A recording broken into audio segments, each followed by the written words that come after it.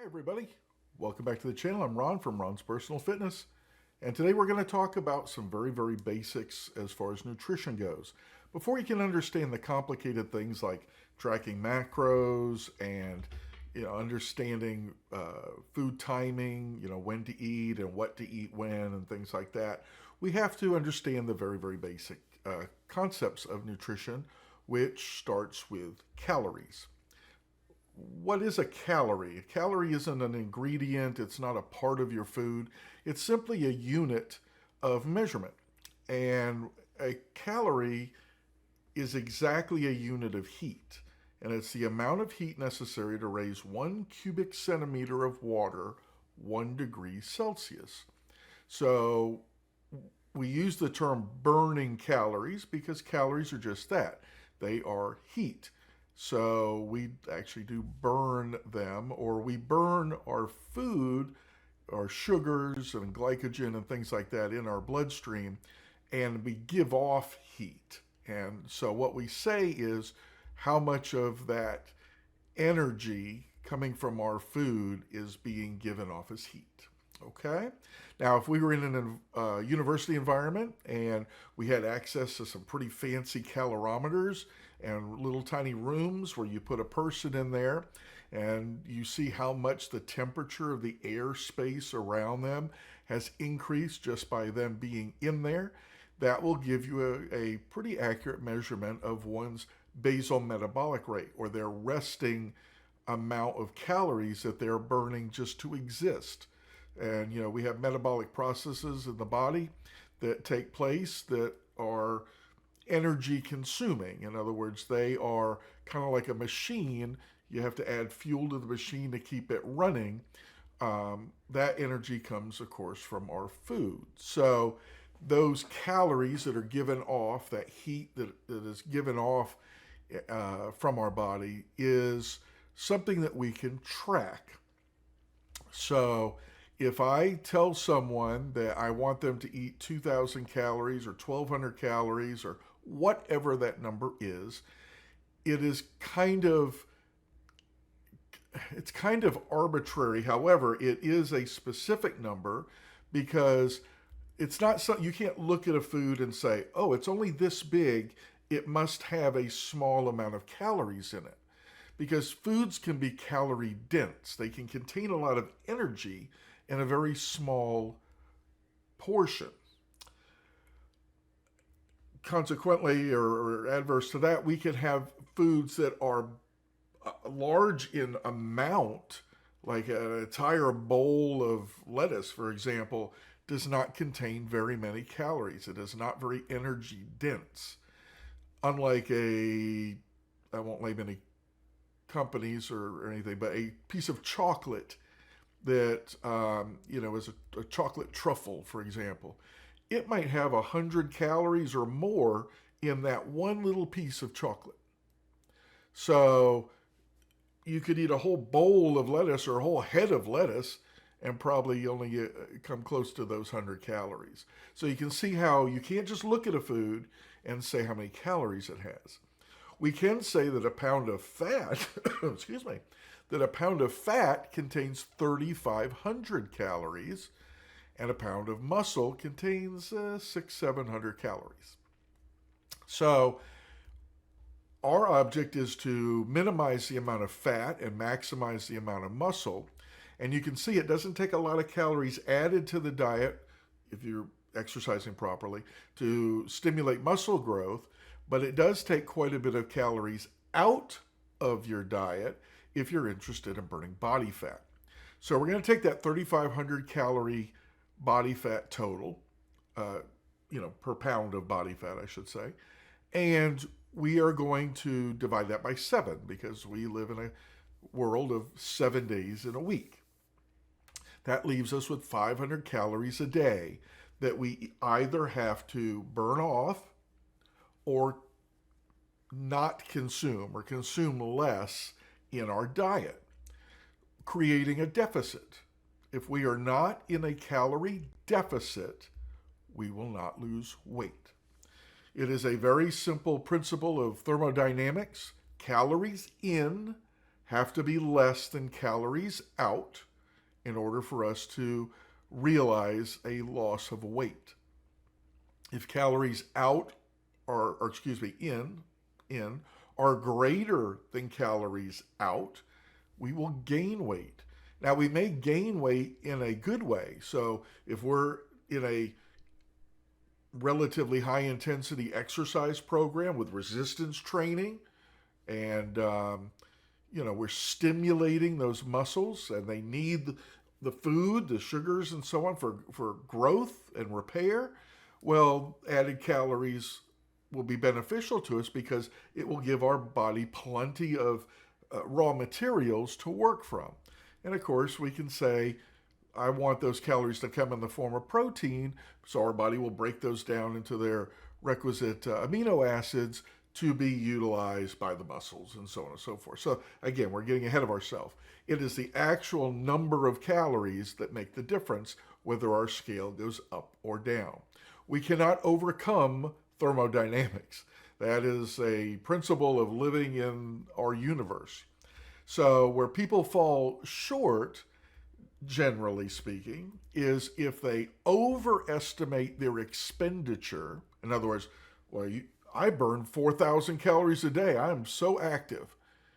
Yet they watch 3 hours of television and they sit behind a desk at work. And they're probably not burning that many calories. Or they underestimate their intake. I only ate 1,200 calories today. But if you actually analyze it and track it and weigh it and all of those good things, you realize they took in 2,100 calories, 1,000 more than they thought. And I'm not over exaggerating when I say this. Many, many people are consuming hundreds, if not more, they tip into the 1,000 or more calories a day than they think they are eating. And it either becomes their maintenance level or they're constantly gaining weight and they don't understand why they're not losing. Well, they're not losing because in order to be accurate, now we've already started off with a pretty specific unit, right? A calorie. A calorie is what it takes to raise that cubic centimeter of water, right? That doesn't change.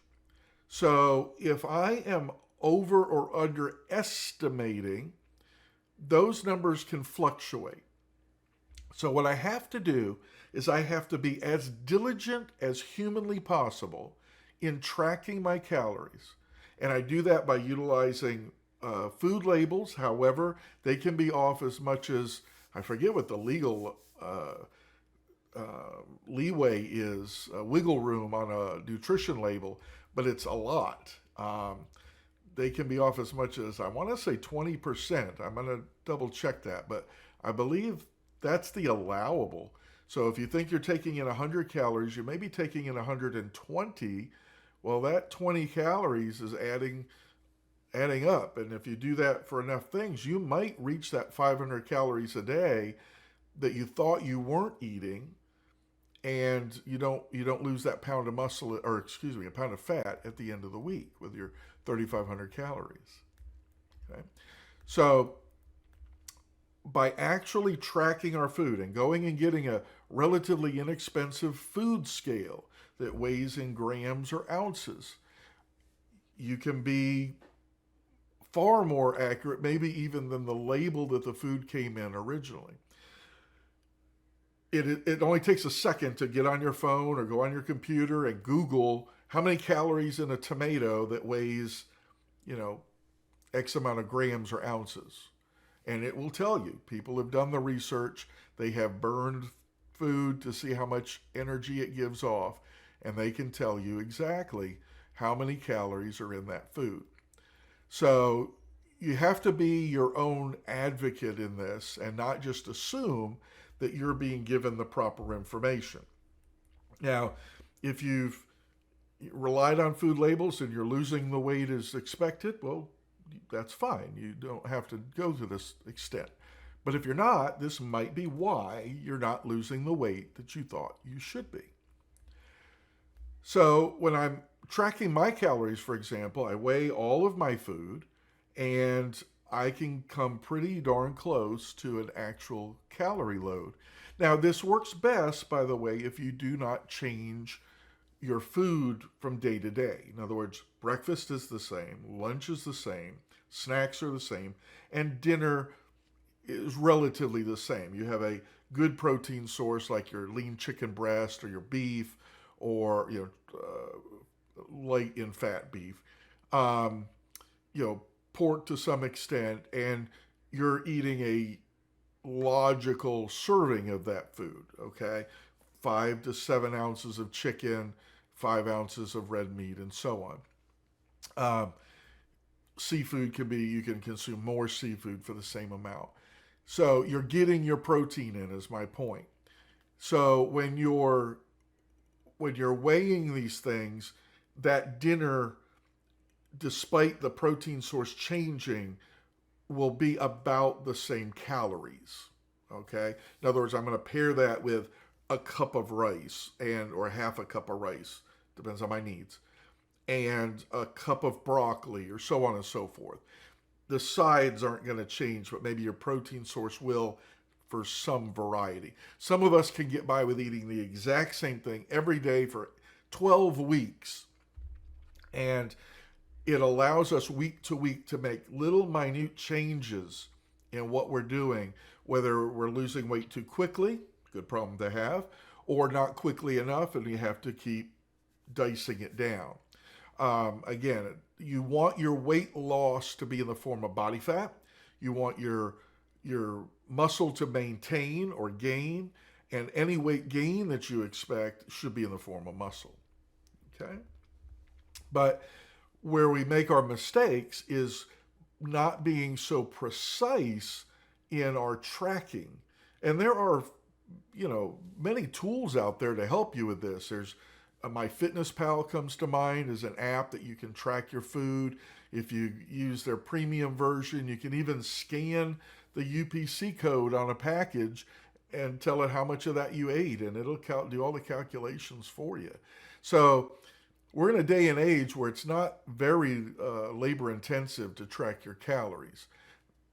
And you only have to do it once if you're sticking with a diet that doesn't change from day to day.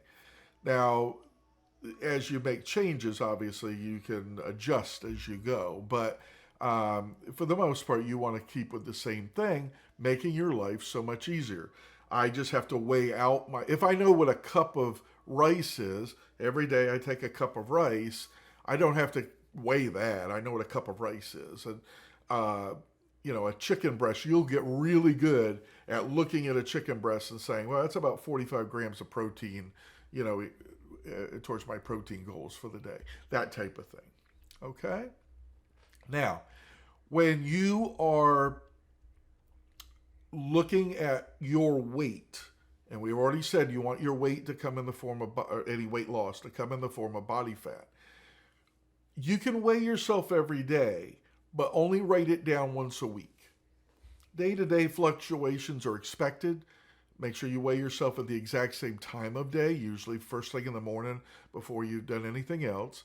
And that will give you a constant, okay? If I weigh myself first thing in the morning today and 3 o'clock tomorrow afternoon and then right before bed on the next day, I promise you those weights will change up or down, but they're not giving me an accurate representation of what my weight is actually doing. It's going to go up and down throughout the day by as much as 4 pounds on average, okay, plus or minus 2. So we will look at that every day, and if one day it's up a pound, the next day it's up another pound, the next day it's up another pound, oh, I've got to do something to arrest this, and I'm going to look at my diet. If it's up one day, down the next day, up 2 pounds, down 3 pounds. By the end of the week, I want to compare Sunday to Sunday or whatever it is, Monday to Monday. And that is the number that I'm going to write down. And that's the number I'm going to utilize whether or not I have gained or lost or maintained my weight for the week. Okay? So all of this is, very simple in theory. You have to put a little bit of work and effort in. All right?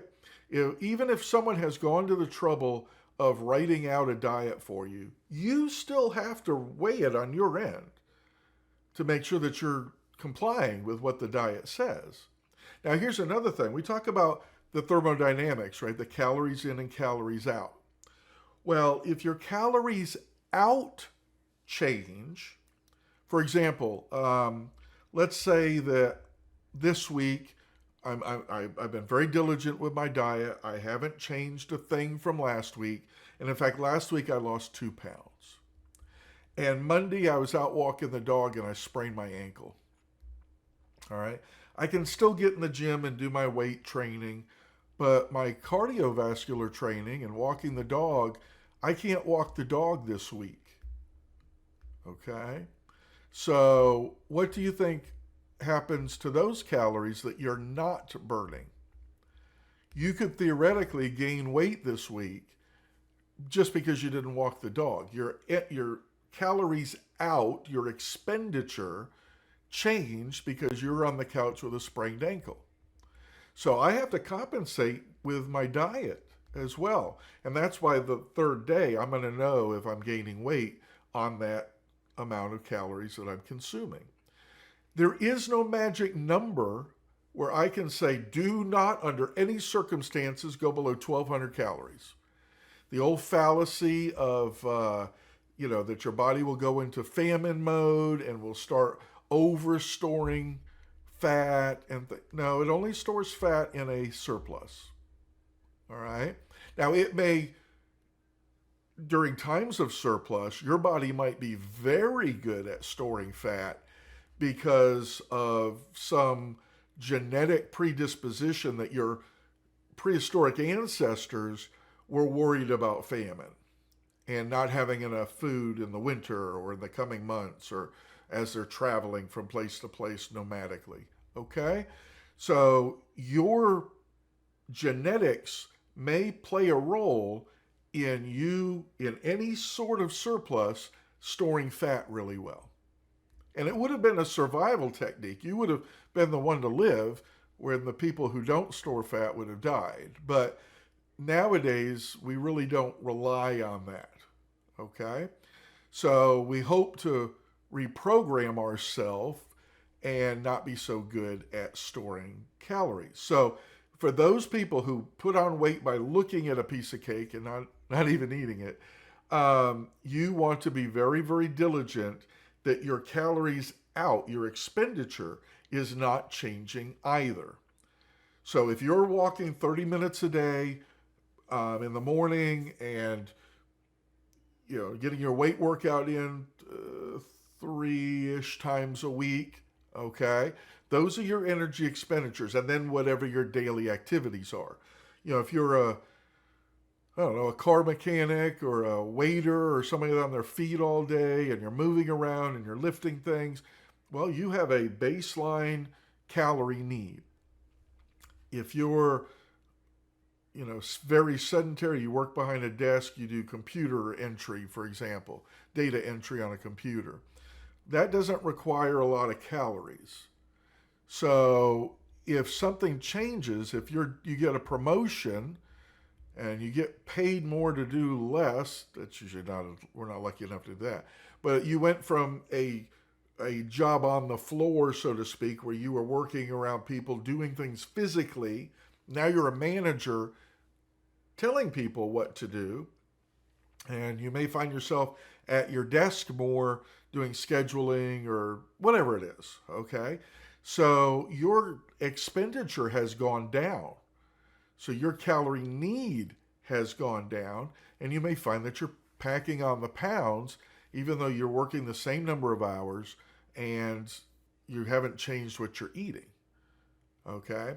And because of that, the old fallacy of don't go below a certain number, people would hit that 1,200 calorie number and they would still gain weight on that, especially if you're super sedentary, okay?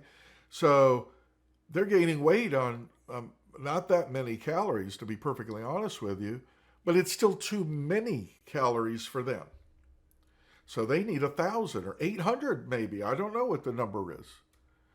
So, there are people who are on certain medications that are absolutely interfering chemically with their ability to process food properly, or the utilization of the energy in the food. They're being blocked by their own medicine. It might be keeping them alive, helping them, not suffer from something else, but now they are not falsely, because it's legitimately, but it doesn't even enter their mind that they are not burning as many calories because of a medication that they're utilizing. Okay, so what you have to do is the next week. I didn't lose any weight this week. In fact, I gained 3 pounds. Well, if that's in the form of fat, remember, each pound is 3,500 calories. So if I take that, that's 1,500 calories a day too many. All right. Now, if I'm only taking in 1,500 and I've gained 3 pounds, that means everything I ate is just being stored as fat. That's a little unrealistic. Okay.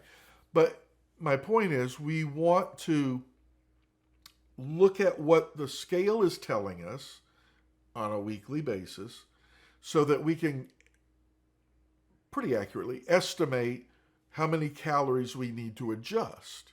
If I'm not losing at least a pound a week, then I know that I'm 500 calories a day away from a goal, away from that threshold.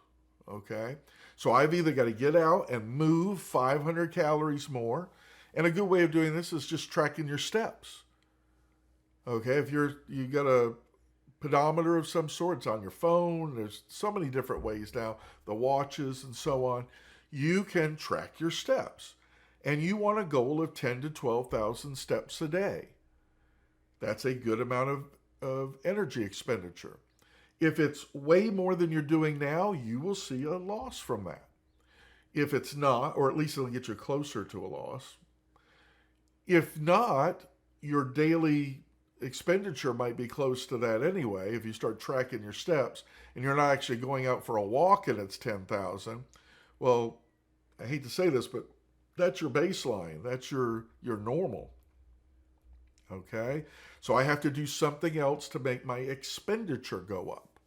So now 12,000 calories if it's 10, or 15 if it's 12. Whatever it is, I need to expend more energy. And I want to do that so I'm burning more of those units of energy called calories. Okay, so let's recap real quick. Calories in, I only know what that is if I track it. And I only can track it properly if I weigh my food and utilize a good tool like MyFitnessPal, or looking up on Google the calorie load for that amount, that mass of food that I'm consuming. Okay? So my calories in have to be in a deficit to lose weight. And if that deficit is 500 calories a day, I will lose 1 pound of fat a week. If it's 1,000 calories, I'll lose 2 pounds a week. Okay? If the scale isn't budging, and I've been tracking my food properly, I now know exactly how many calories it takes for me to maintain my weight. So I need to do something about that. I need to take something out of my diet. If the scale is going up and I am participating in a high-intensity resistance program where I'm working each body part, hopefully twice a week, then I'm going to assume that gain is in the form of muscle. And I'll know that in the gym if I'm getting stronger. If I'm not getting stronger, I'm not putting on muscle. Okay? So that weight would be a good thing. If the scale is going up and I'm not participating in resistance training and I'm not stimulating the muscle, it's probably fat. Okay? Or water if you've consumed high sodium content. We're not going to blame everything on water weight though. Okay? That's another caveat. Everybody, I felt a little bloated this week, so it must be water. Nah, 2 pounds of water is a lot of water. Okay? So anyway, you have your expenditure, you have your intake. If I'm accurate, I'll lose weight because I can calculate. I can fine tune it. If I'm not that accurate, I'm not going to have the tools at my disposal to make the changes that I need to see quick results. Okay? It's as if you came to me and said, "Hey, how do you get to Disney World?" And I point from my location, I point northeast and I say it's over there. Okay? That's assuming I know where I'm starting from. So if someone comes to me and says, I want to be at this weight or whatever, I want to do this to my body, I have to know where you are now. So I have to know how many calories you're consuming now. I have to know what your maintenance level of calories is. In other words, what is our equilibrium of calories in and calories out, so that we can manipulate that and see a loss. Okay? And that's what you need to do. If you are not already doing it, I want you to, even if it's on a blank piece of paper, I want you to, starting today, not tomorrow, not the next day, not Monday, I want you to write down everything that goes into your mouth. You might adjust what you eat because you're having to write it down, but that's not doing you any favors either. So for a week, for 7 days, I want you to write everything that goes into your mouth. I want you to do your best to calculate how many calories you have consumed. Okay? And divide that by 7. And that's going to give you your average calories per day. If you are accurate, you will clearly see this is going to be a big number, in excess of 2,000 calories for most people. Okay? Even athletes that are trying to burn all the fat that they can, they might even come down to 2,500 calories. But if you're an Olympic swimmer, you might need 7,000 to 10,000 calories. But whatever it is, you're going to know what that is. Because right now, you don't know how to get to Disney World because you don't know where you are now. If you're already northeast of Disney, and I point northeast, you're only going to get further away from Disney. You're never going to get there unless you go circumnavigate the entire globe. Okay? So by knowing where you are now, it will tell you in your diet if you need to go left, right, up, or down. Okay? So track it for a week. Look at the numbers. If you're gaining weight, it's too many. If you've been this same weight for a long time and you're sick of it, you found your maintenance calories. You're already a step ahead. You got to get rid of 500 a day. Okay? Now, if you're only interested in the scale going down, then what you eat is less important. I didn't say it wasn't important, but it is less important. If you're interested in burning the most fat and gaining the most muscle, that's a different story. That requires extra effort.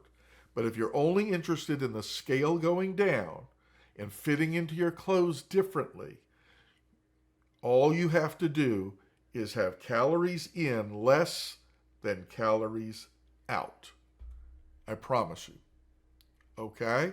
So everybody do that. Next time we're going to talk about the specifics of the macronutrients, the protein, fats, and carbs, and what is the best time of day to consume those. Okay? But do what I said. Write it down. Figure out where you are now so you can get the directions to your new body a lot easier. Follow those tips that we talked about, and I'll see you next time back here, Ron's Personal Fitness. Bye, everybody.